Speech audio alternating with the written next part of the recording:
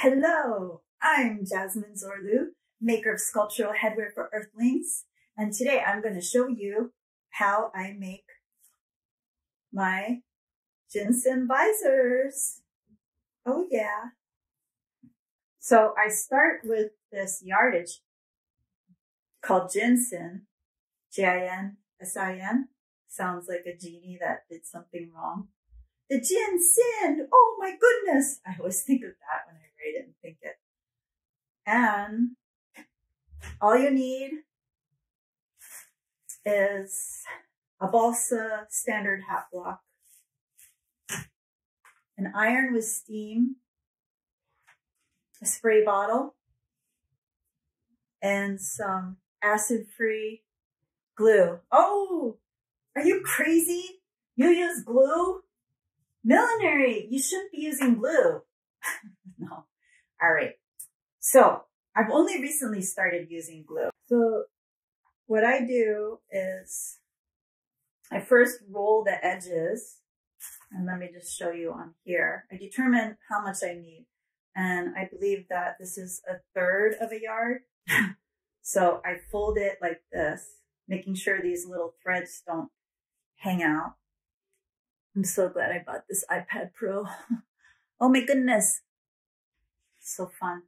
I do that on both ends after I figure out how much I need.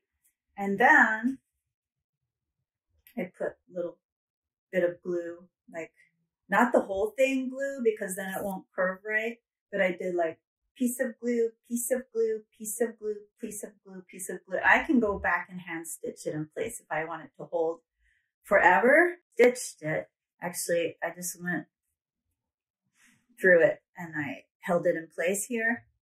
You don't have to do that, but oh look, the ends fray. That's so cool, huh?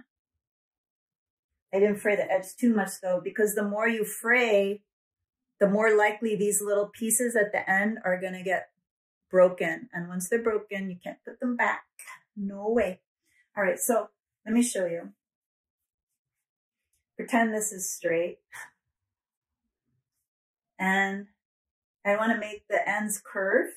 First, spray with water. And this is just regular tap water. You know, New York City water is amazing. So I take the iron and I am going to curve it. See? Isn't that fun? You just curve it. It's so fun to make hats. That's why I've been doing it so long. So it's curved. You can do it to the other end too, or you can try the hat on first. I love to work with the hat on my head. No, it seems like this would be better on top. And I'm making this hat so that you can wear it both ways, this way or this way. That's kind of funny how it curves down like that. I like it curving the other way because the energy is uplifted, right? Make sure that it gives you enough sun protection if that's what you want. So I like this. This looks pretty good. I make it to my size of my head. And then this actually I twisted in the back because that's how I get rid of the bulk in the back, you know, in the center back of the head right here. So I'm going to use my pins. That's the other thing that you need. And I am going to first pin it in the center back of my hat block. And yes, my hat block got stained with black dye from some fish leather that just bled horribly once I wet it. And I didn't put enough protection on my hat block, and that's why it leaked through. So always use protection, right? Is this really twisted? Yeah, okay. I'm going to see, where is my center back? My center back is right here. So I'm going to pin it. You see where I put the pin? In the center back to hold it. Maybe I need 2 pins. And then here's the front.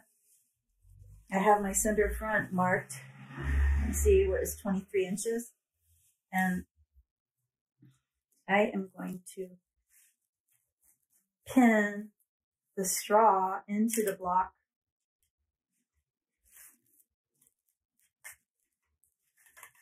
Making sure it's tightly against the block.